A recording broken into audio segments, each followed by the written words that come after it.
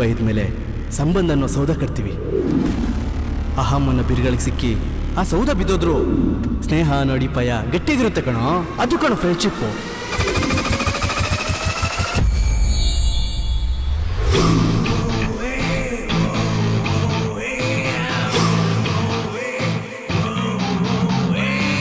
Class ರೂಮಲ್ಲಿ look ಜೋರಾಗಿತ್ತು. ಲವ್ವಾ ಡವ್ವಾ? ನನ್ ಕುಜಕ್ಕೂ ಯಾವುದೇ ಹುಡುಗಿ ನೋಡದೆ ಇರೋನು ನಿಮ್ಮನ್ನ ನೋಡಿದಾನೆ. ಕಾಸಿಲ್ದೇ ಇದ್ರು ಫ್ರೆಂಡ್ಶಿಪ್, ಪಾಸ್ ಆಗದೆ ಇದ್ರು ಫ್ರೆಂಡ್ಶಿಪ್, ದೋಸ್ತಂದ್ರೆ ದೋಸ್ತಿನೇ.